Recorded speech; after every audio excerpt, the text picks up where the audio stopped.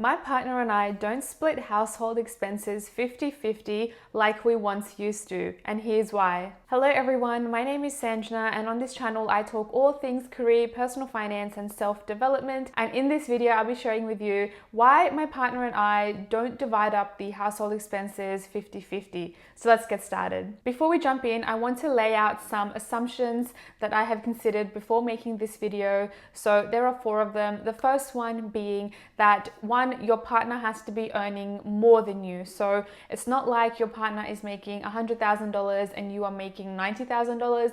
That is more or less the same. I'm talking in scenarios where your partner is making, say, $200,000 and you are making $100,000. Second assumption is that you have been in a committed relationship. It's not a relationship that has just been formed, 6 months ago or even a year ago. Obviously, this may vary. Some relationships are quite strong after the 6-month period, but this is something for you guys to reflect on. Assumption number 3 is that you have moved out of home and you are living together in either an apartment or house, but you are exposed to the household expenses, you're exposed to rent, utilities, groceries, all that sort of stuff. And the 4th assumption is that you've had a chat around money and you are both quite open to discussing finances and you're open to coming to a solution to make things better for yourself. So let's begin. So the first reason being your partner earns significantly more than you do. So in my personal situation, my partner actually earns 5 times more income than I personally do. So that means he's got more usable income for discretionary spending,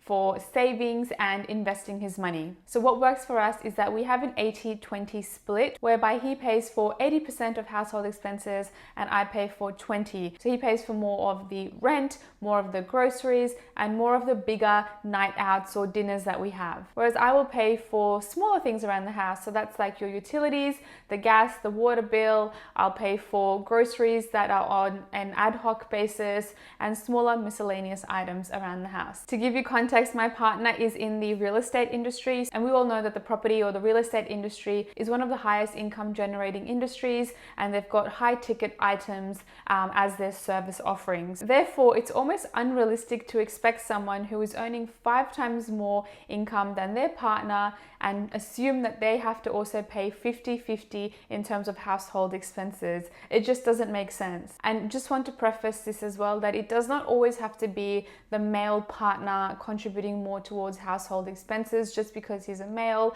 Times have changed. Females are making a lot of money these days. And if you are a female and you are making more money than your partner, then there should be no reason why these roles can be reversed as well. Early in my relationship with my partner, I was the one that had the higher income. Back in that time, I was contributing more towards the rent, more of the groceries, household expenses, because my partner was still transitioning into the real estate industry and his income was fluctuating quite a bit. And whilst I had the stable income and it was a decent income, I was able to contribute more to expenses. And it's essentially a give and take sort of scenario.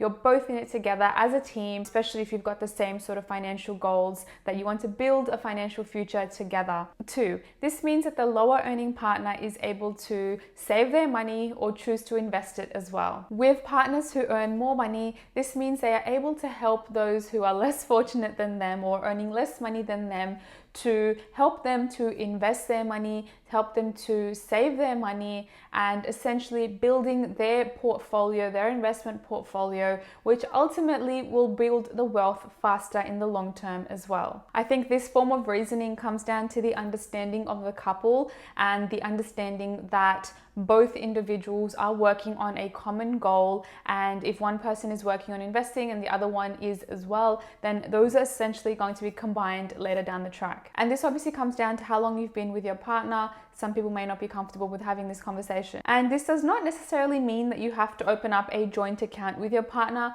just to showcase that you've got trust and you're working towards a common goal. It doesn't mean you have to take this step to open an account together. Just as long as you've got a mutual understanding and you've got that trust between you and your partner, that's essentially all that matters. My thoughts around a joint account may be an unpopular opinion, but I personally feel that having a joint account with your partner, you lose essence of, understanding the management of money and understanding how to keep money. I feel you lose a sense of independence and you may ultimately feel a sense of guilt if you were to use money from the same pool of funds that your partner has contributed to. I personally feel that you can go about having a common goal of investing for your couple's future by having independent accounts so that you are managing your funds, whereas he's managing his funds, but you understand that those funds are going to become one essentially down the track. 3, education around investing. The person who is earning less in that relationship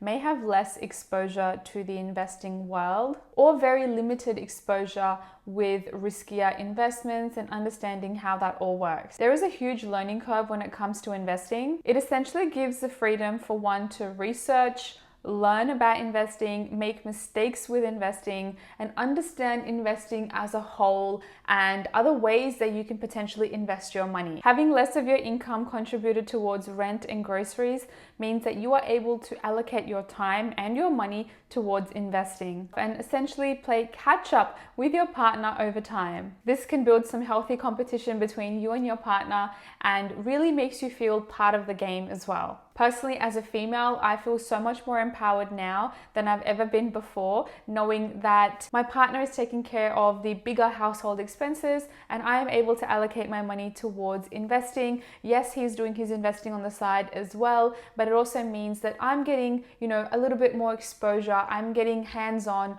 on the practical side of investing, and you feel a sense of joy and that you're contributing to both of your financial futures. 4, focus on starting a business with a safety net. With less financial stress and having a safety net, if you will, you are able to double down on your business and work towards your personal aspirations as well. Think about it. If you're the lower income earner and your business does well, you essentially both do well as a couple. And it's better to have 2 businesses than 1, right? Statistics show that the partner who is earning more income than their significant other is essentially running a business of some form where you're able to earn an income that grows exponentially. It's more common to have a business where, you are earning more money than a 9-to-5 job, even in the highest levels of management. Therefore, if you want your partner who is earning less than you to be part of that society and part of that community where you are able to grow your money exponentially and live a life on your own terms, then wouldn't it be in your best interest as well as the higher earning partner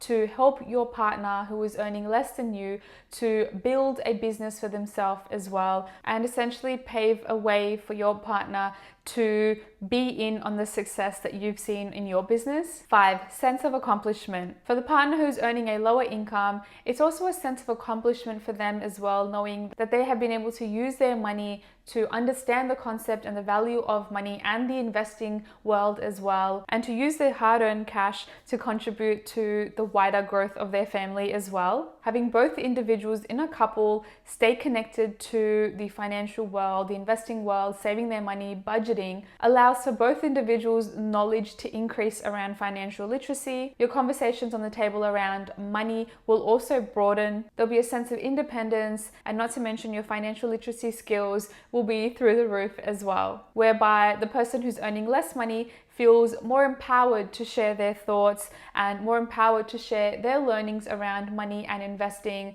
and having conversations with other people or their friend circles around money as well. And remember, he doesn't always have to be the one providing the financial cushion for you.